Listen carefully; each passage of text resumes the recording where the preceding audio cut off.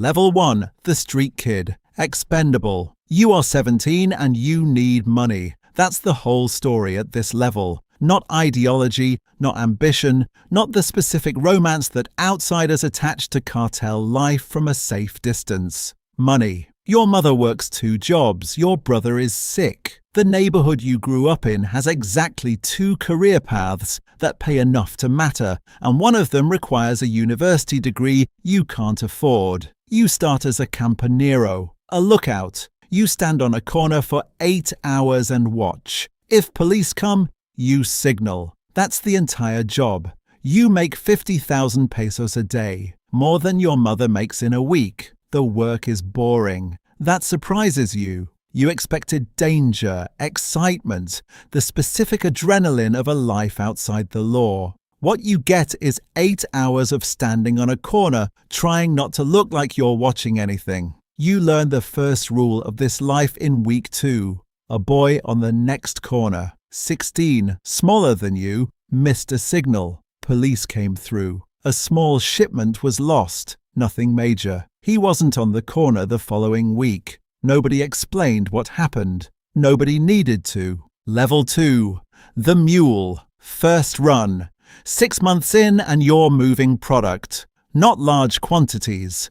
A package strapped to your body under loose clothing, a bus ticket, an address written on a piece of paper you memorize and destroy. Medellín to Bogotá. 3 hours. You sit in your seat and look out the window and breathe slowly and try to look like someone who is simply going to visit family. You do this 12 times before anything goes wrong. The 13th time, a police officer at a checkpoint looks at you slightly longer than the others did.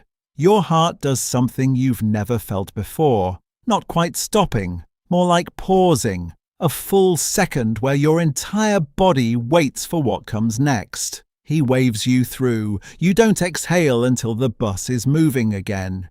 You clear 500,000 pesos per run. You've sent money to your mother. You've paid for your brother's medication. You've told your mother you work in logistics. That last part is almost true. Level 3. The Sicario. The trigger. You didn't ask for this job.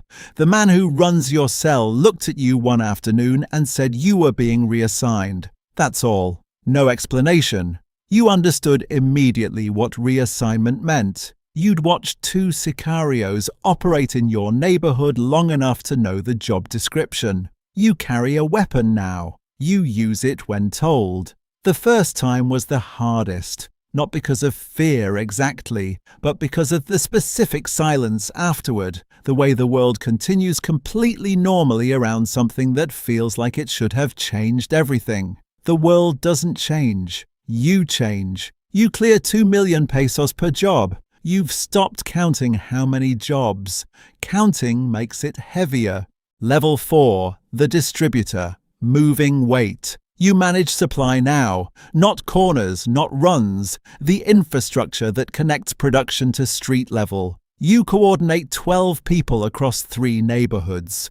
Quantities that would have seemed impossible to you 2 years ago move through your network weekly. The logistics are genuinely complex. Product coming from one direction, money going another, police patterns that change monthly, rival networks that shift constantly. You develop the specific intelligence that this work produces, an ability to read situations, people, and risk with a speed and accuracy that no classroom teaches. You clear 15 million pesos a month. You have a car, an apartment your mother doesn't know about, a phone that is never in your real name.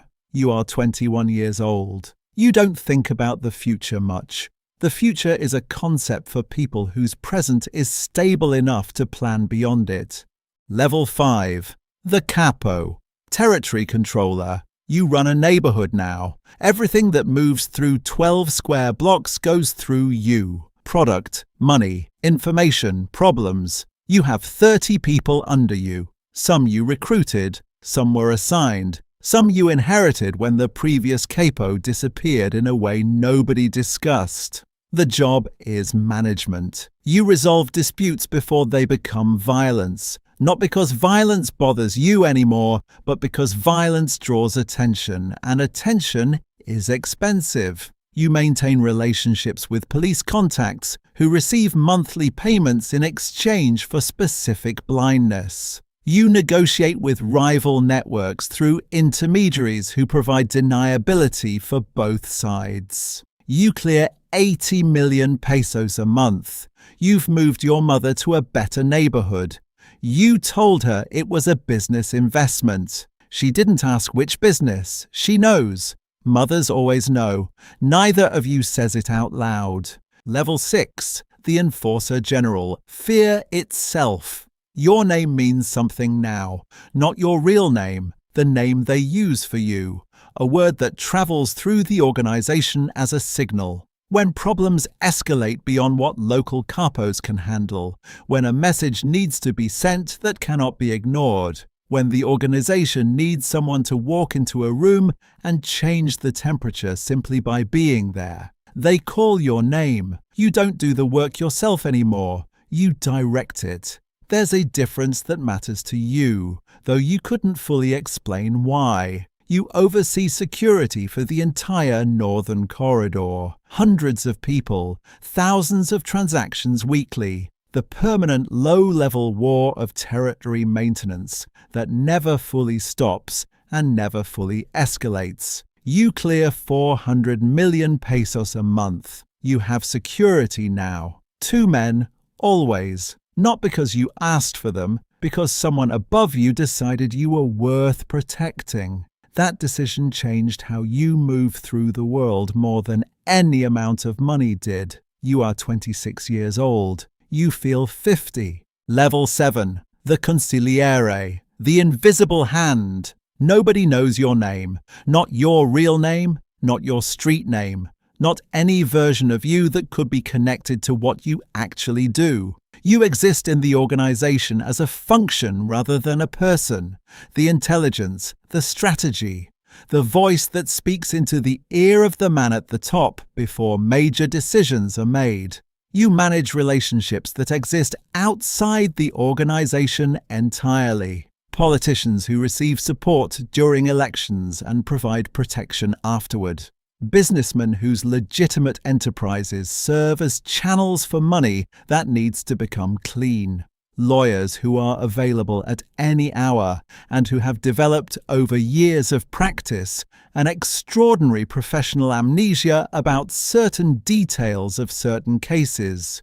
You live simply. A house in a quiet neighborhood. A car that doesn't signal wealth. A daily routine so ordinary that the neighbor who waves to you each morning has no idea what you are. That invisibility is your greatest asset. You protect it absolutely. Level 8. El Patron, the man at the top.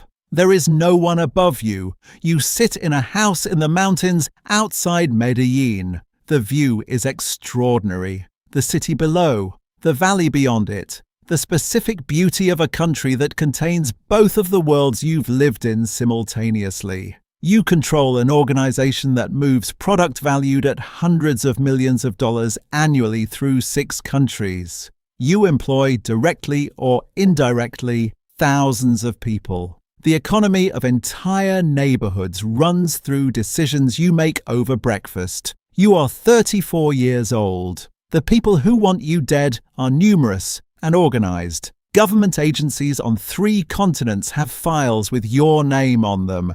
Your real name, the one only your mother still uses. Rival organizations would pay fortunes for information about your location. Former associates who are now in prison carry information that could destroy everything, and the question of what they'll eventually do with that information is the one that wakes you up at 3 a.m. You have more money than you can spend. You have almost no one you trust. The loneliness at this level is absolute, and was the one thing nobody prepared you for. The men around you are loyal the way men are loyal when disloyalty is fatal, completely until the moment the calculation changes. You knew the cost of this chair before you sat in it. You sat in it anyway. Some nights you think about the boy on the corner at 17, the package on the doorstep, the moment before you picked it up.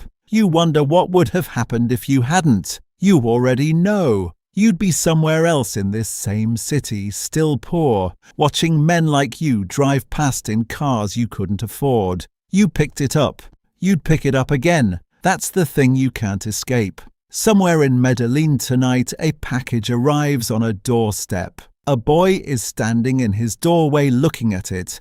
He's doing the math. He already knows what it is. He already knows what picking it up means. He picks it up anyway. He always does. They always do. The doorstep was waiting for him before he was born. It will be waiting for the next one before this one is finished.